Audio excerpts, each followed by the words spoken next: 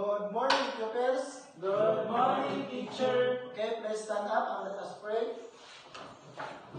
Let us bow our head and put ourselves to the loving presence of God. In the name of the Father, the Son, and the Holy Spirit. Amen. Okay, take your seat, pupils. Thank you, teacher. Okay, let's check your attendance. If your name is called, please raise your hands. Okay, Sakay.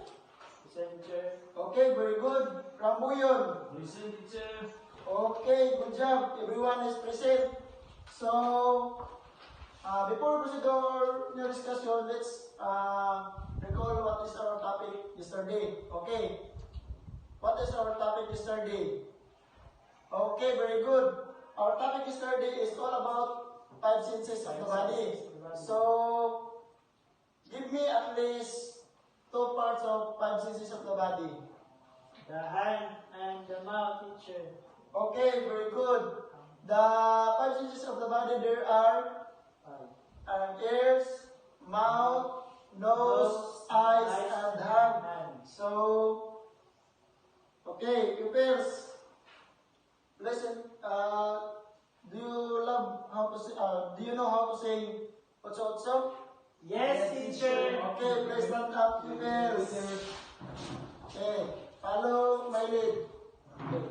1 plus 1 equals 2. 2 plus 2 equals 4. 4 plus 4 equals 8. Doblein ang 8, tayo'y mag-otso-otso. Otso-otso. Okay, very good. Please sit down, pupils. Thank you, teacher. So, do you have any idea what is our topic today? It's all about addition, teacher. Okay, our topic today is all about addition 1 to 10. So, let's go. Okay, 1 apple plus 1 apple equals 2 apples. Okay, very good. 1 plus 1 equals 2. Okay, good job. Okay, let's count. 1, 2. 1, 2. 2 plus 2. 4. Okay. Again. 2 plus 2 equals 4. Okay, very good. Okay, let's count. 1, 2, 3. Plus 1, 2, 3. How many balls? 6 balls. Okay, again. 3 plus 3 equals 6. Okay, very good. This one. 1, 2, 3, 4. Plus 1, 2, 3, 4.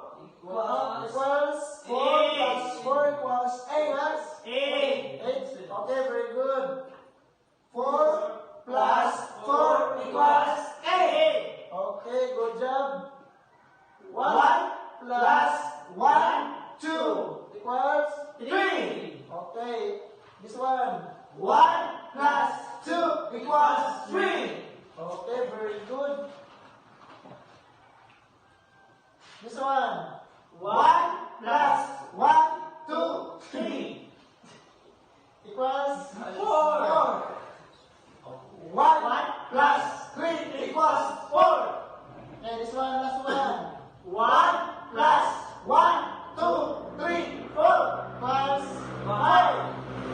1 plus 4 equals 5. Okay, very good.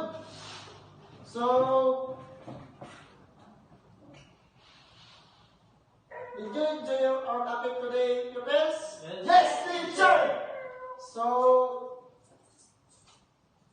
what did you learn about this topic? It's all about addition 1 to 10. Okay, very good. So, let's have our activity. So, get 1 pass. Get 1 pass. Get 1 pass. Okay. I give you in 5 minutes to answer. Done, pupils? Yes, teacher. Okay. Okay, let's take later. So,